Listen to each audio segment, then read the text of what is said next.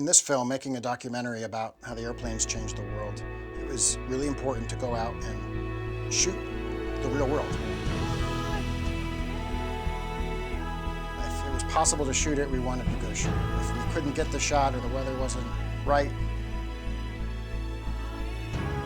we would either go back to that location, stay at that location longer, or it didn't make the movie. It was really important.